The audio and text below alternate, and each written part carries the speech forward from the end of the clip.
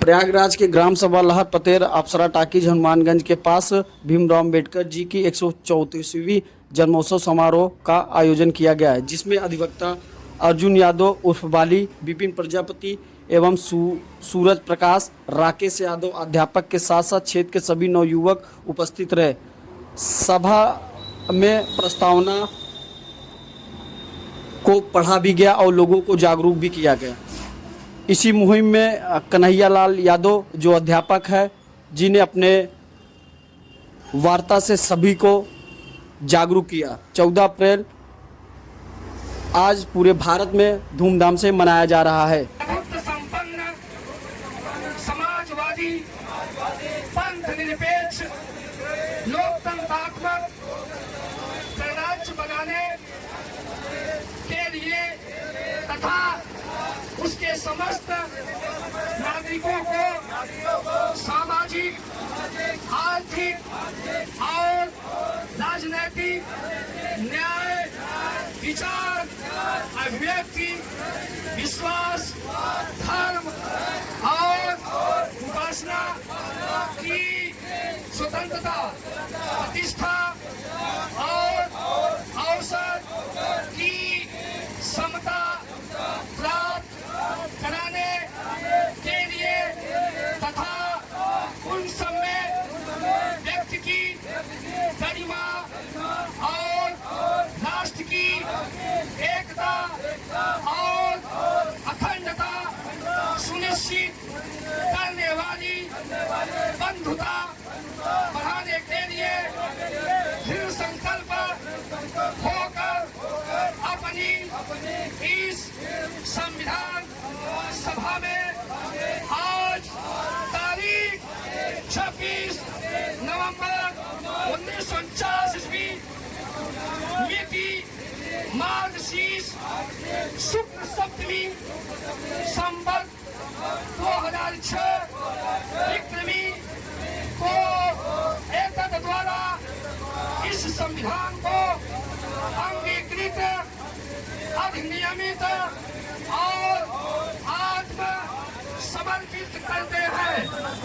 जय जय भीम, जय भीम, जय भीम, भीम की लड़ाई जिंदाबाद, भीम का संघर्ष जिंदाबाद, हमारा संघर्ष जिंदाबाद, कलम का पुजारी जिंदाबाद, हमारी शिक्षा जिंदाबाद, हमारा खेत जिंदाबाद, हमारा किसान जिंदाबाद, हमारा मजदूर जिंदाबाद, हमारे नौजवानों की पढ़ाई जिंदाबाद, हमारा संघर्ष जिंदाबाद, हमारे बस्ती के लोगों का प्रेम और महत्व जिंदाबाद। जय जय भीम, जय भीम। बहुत बहुत धन्यवाद। अच्छा और संगठित रहना हमारा काम है। शिक्षा वो शेरनी का दूध है, जो पिएगा वो दहाड़ेगा और जो संविधान जानेगा वो अपना हक मानेगा। तो हमें आज के समय में संविधान को आगे रखकर रोज एक पाठ पढ़ना चाहिए। हम यही कहेंगे अपने युवा भाइयों के साथ में कि रोज एक ना एक पाठ हमें संविधान की रोज एक ना एक जानकारी देना चाहिए, जिससे हम लोग एक।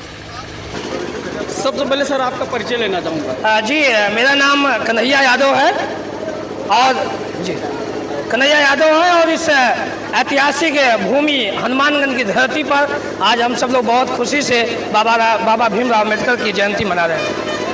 क्या विचार आया, आप लोगों को क्या संदेश देना चाहेंगे? संदेश जिस तरह का भीमराव अम्बेडकर उन दिनों में दिए हुए थे, हमारे समाज के लोगों को, वंचितों को किस तरह से अपमानित करके देखा जाता था और जिन लोगों के हाथ में देश था, उन लोगों ने लिखा, हमारे लिए कुछ भी नहीं लिखा। हमें अधिकार भी नहीं दिया अपनी चारपाई पर बैठने का, हमें कुर्सी पर बैठने का अधिकार नहीं दिया। बाबा भीमराव अम्बेडकर ने जो तकलीफें, जो दर्द, जो दुनिया में एहसास किए थे, उन एहसासों के साथ हमारी जिंदगी बीतती हुई आज यहाँ पहुंचे। और बाबा साहब को जब अधिकार मिला, हमारे पुरखों को जब अधिकार मिला, तो उन्होंने संविधान में लिखा कि कोई छोटा बड़ा नहीं है, सब बराबर है, कोई छोटा बड़ा नहीं है, सब एक साथ चलेंगे, सब एक साथ आवाज देंगे। यही हमारी देश की धरती है, यही अम्बेडकर भारत है,